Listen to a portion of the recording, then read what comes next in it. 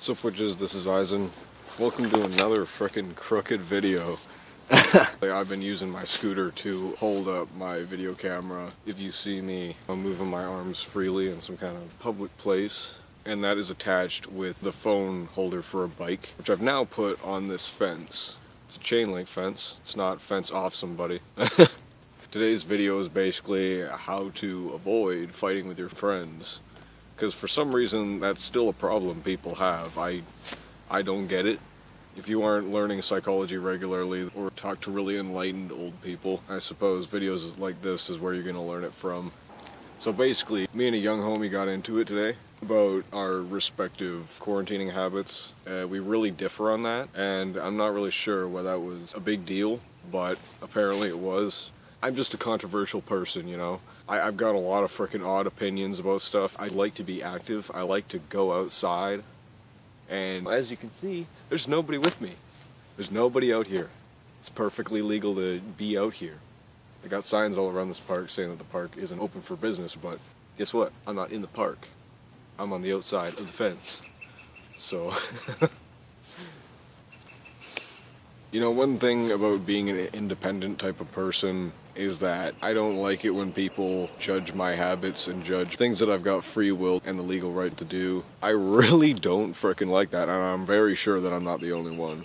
The first way to stay away from fights with your homies is to respect their right to do whatever they want, as long as it doesn't hurt or endanger other people. Start fights. You know, if your homie's going and frickin' spray painting on people's lawns and lighting things on fire, that's kind of a frickin' issue. But if they are going outside and enjoying the day, nice clear skies that we've got, doesn't matter if it's cold or not, really.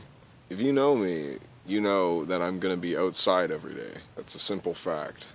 I've got a scooter. I don't drive a car to places. If I don't stay active, I can get kind of fricked. My mental health does not go so well if I'm not moving my body. And no matter who you're friends with, there's always going to be that wild, radical one that's just going to do their wacky habit or overindulgence. Obviously, a person should be responsible for themselves and not put themselves in any danger, but no matter who it is, your drug abuse friend, your self-harm friend, your homie who just likes to stay inside all the frickin' time, honestly, it's not an odd concept. There's going to be these people, and no matter who you are, you can't really change them unless you're a therapist and they come in there for help. Part of being a good friend is respecting people's right to do what they want to do. Whether you do or don't like Xbox, you allow them to play it. You can't just tell them, hey man, you know, I seen you got that Quantum Redshift DVD. I don't like that. You're going to have to get rid of that, man. We can't be friends no more. That's not how you keep somebody around you. Even a child knows that. So first of all, don't diss their habits. Second of all, you gotta be there for them, and that includes what they want to do. Oftentimes, people aren't gonna want to hang around you if you're doing frickin' illegal activities. So it's okay for somebody to tell you can't be friends over stuff like that, because that brings you into trouble. If it's anything else, it's not a point wrecking the friendship. To be there for somebody is to support them when they say, hey man, I just lost a bunch of people I love. Nobody that I want to be around is calling me. I'm just going to sit here and watch documentaries about serial killers. Some people are just going to do that. And no matter how crazy they are, really, you just got to sympathize with them a little and say, well, hey man, it's okay that you like to do that. Just make sure that you're not thinking thoughts about hurting people. To look after your friends is to make sure that they don't severely injure or ruin themselves as a person, and to make sure that they don't do that with other people. Anything else, really, unless you're their frickin' boyfriend or girlfriend, or unless you have some type of rule over them, whether that be that you're the type of friend that saves them from things, which some people are. If you're hanging with mentally ill homies, there's always that one homie that's gonna try and save people from stuff. That's obviously a great honor to be that person, but you have to know when to use their gifts. You can't use it on people above you. You know what I'm saying? You can't go and try to slang your opinion onto somebody who's twice the amount of frickin' school you have, or is a crap ton older than you. I mean, you can't be that type of person who's in the situation of being a child, trying to tell an old man how it is, you know what I'm saying? Even if the age difference is a lot smaller than that. It makes you look bad, in the very least. Not everybody's perfect at friendship when they first start out. In fact, I didn't have friends for pretty much the entirety of high school. What I've learned about friendship has been seeing it from the outside in, really. From things that I was taught in psychology in college, and from what I've learned on my own. And from talking to ascended old people. Because they're valuable. You know, a lot of the times before you do anything at all, you just gotta talk to somebody who's got more experience than you.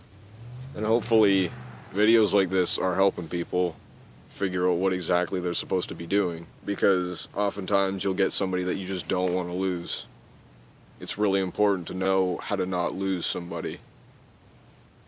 I'm not talking about death, I'm just talking if they frickin' move away and guess what, you don't get to talk to them anymore because they don't remember all the great things that you've done for them.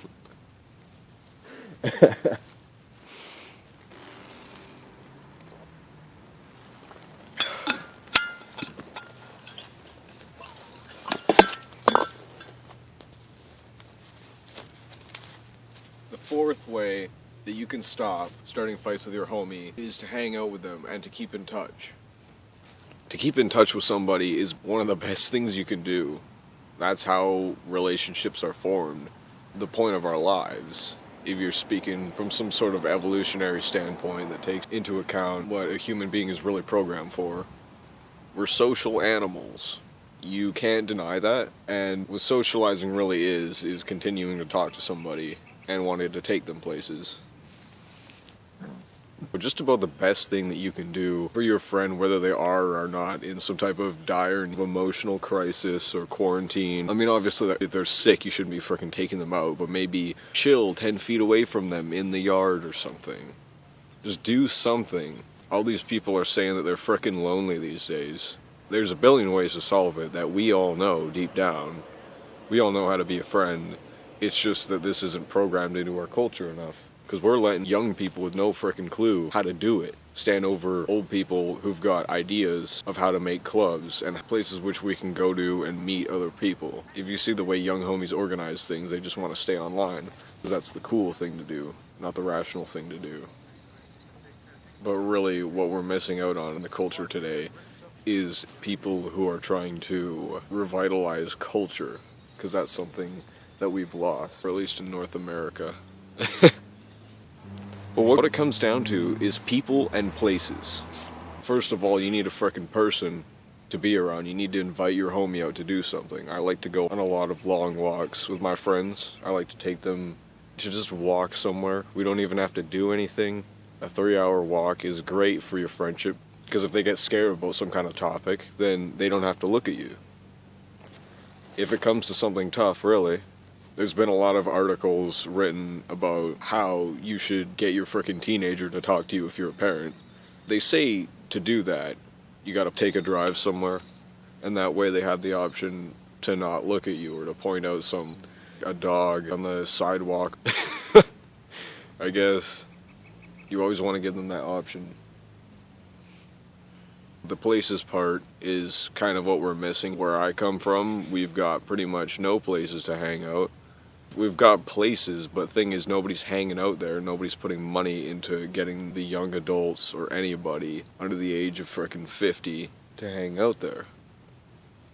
So I understand the situation very much. The idea of loneliness because you can't find people in places. But if you want to bring that back, if you want to be part of the solution instead of talking about it, then take your friends there. Take your friends to the bowling alley.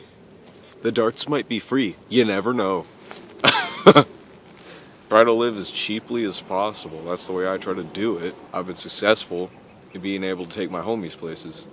Because this very park, me and my friends, we scoot, skate, play frickin' tennis. Neither one of us know how to play tennis, but we do anyway. All it requires is a ball and a few tennis hitters. And plus there's a park right there. So if you really want to do something physical that's already there, you don't have to bring anything for, What it all comes down to, if you're trying to gain respect from people, keep friends, is don't seem like you're antagonizing them. It's pretty easy, but it seems people have trouble with this.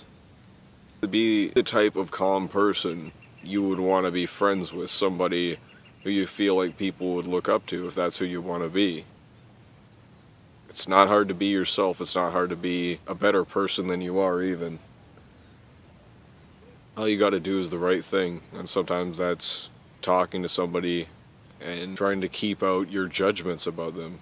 Sure, there are people in your life that you think are stupid, and sure, there are people in your life who you think are just going overboard, who are smoking too much dope, or not being around people enough, and that's why they have their mental issues, or people that don't output their creativity enough, and they don't make enough projects, or they don't contribute enough to their work ethic, or whatever.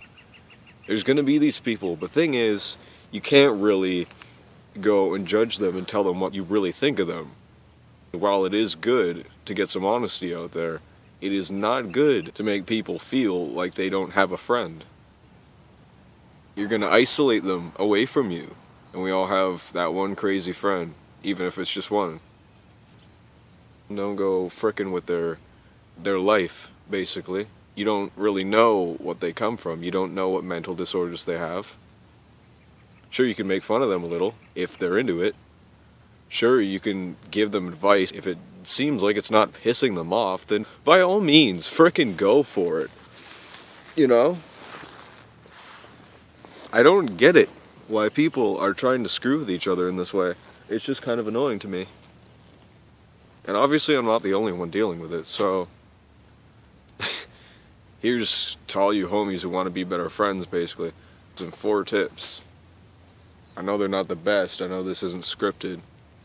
I know it's just me in a park with a frickin' bike phone attachment on a fence. But sometimes that's all you can hope for. Sometimes all you can hope for is that somebody will come to you and bring you a little advice to make your life better.